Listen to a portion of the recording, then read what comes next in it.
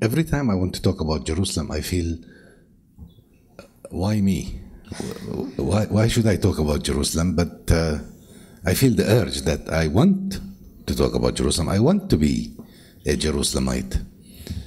And this leads me back to an attempt by my mother, who wanted to give birth to me in Jerusalem but did not succeed. So she had to unload me in Bethlehem back in '48. Yeah, well, and Jerusalem, everybody says it's pivotal, it's important. Without it, there will be no solution. It's the core of a conflict, and it's the core of the solution. And on many occasions, one wonders why. What's so special about Jerusalem?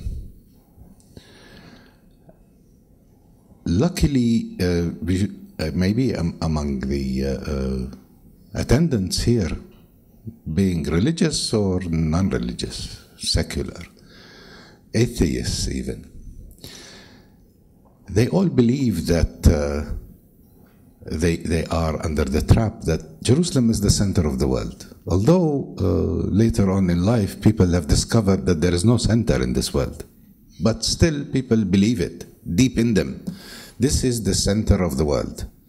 Probably this is why we, those who belong to religions among us, think that they have to be there. They have to be at this particular center on Doomsday. Now, let me give you a different idea of an atheist about Jerusalem, not a religious person, a secular person. I belong to the era when I thought that Jerusalem should be one. It's one city. But which Jerusalem was me or people like me thinking about?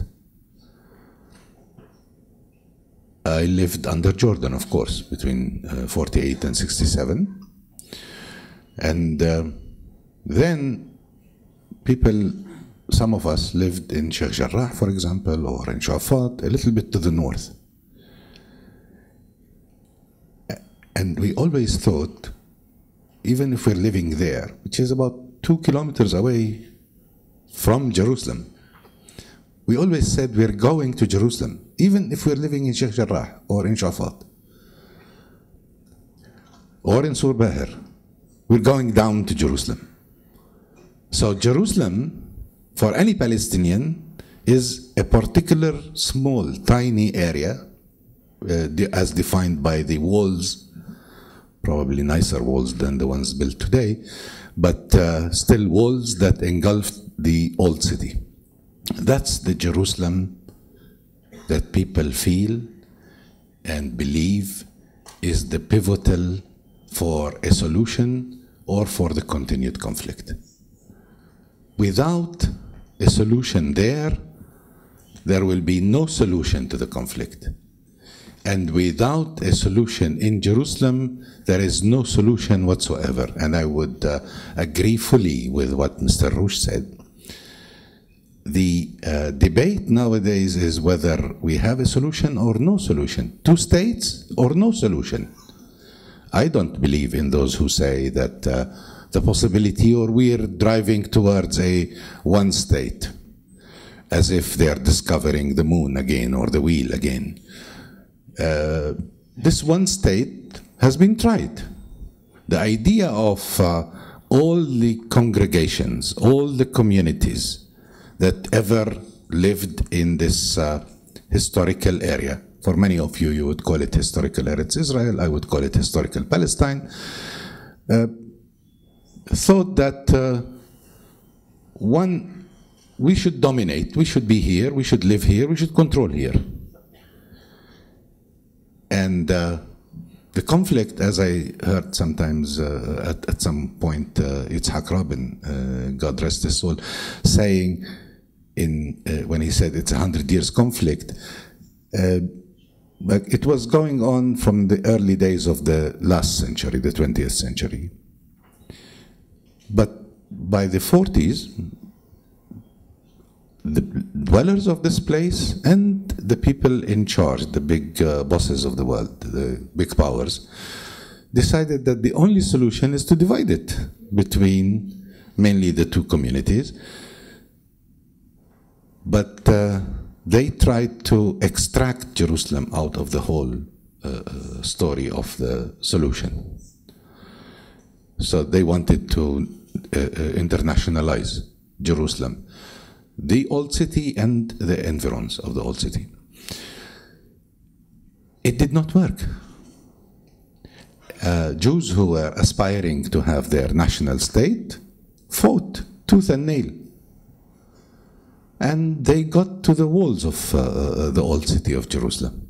Probably they wanted to continue. I don't know what stopped them then, but they felt that they had to have some presence in Jerusalem. Otherwise, whatever state they are going to establish or announce or declare on the eve of the 14th of May means nothing as far as the Jewish people, State of Israel. Without Jerusalem, what does that mean? Nothing. When Palestinians, on the other hand, also tried to think of a Palestinian state, accepting the idea of the division, of the partition, that did not work. If it had worked in 47, it would have been much better, but it did not. And when they accepted 242 and 338, they thought, okay, the borders of 67 is the borders that we are claiming for the Palestinian state. And they always thought, and they continue to think, that Jerusalem should be part and parcel of this solution. Otherwise, there will be no solution.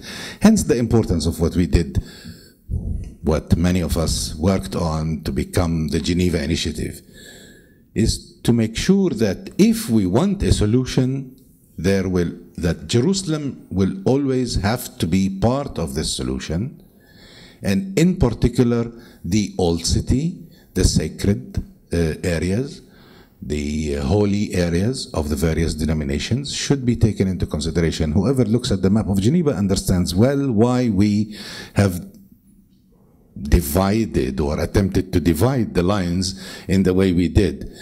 And I can tell you very frankly, outside the walls of the old city, there wasn't big problems. Givat Ze'ev, probably. Okay, Shaul, I agree. But beyond the idea of Givat Ze'ev or a settlement or a inhabitants area of Jews in East Jerusalem was solvable. The attempt to reach a solution was always to reach a solution inside the old city. And while we, Jerusalemites, thought there should be, even in the solution, there should be a form of openness. And given the security situation that prevailed, of course, after the events of September 2000, more familiar for you as the Second Intifada, not for me, those events actually pushed us to accept the notion that security is a very crucial element, and there should be some kind of borders between those two states or even within the city. But in the old city, we were all adamant again to keep it open. And this is why the solution in there looks like not viable, but we can implement it if there is a serious attitude towards a solution of the conflict.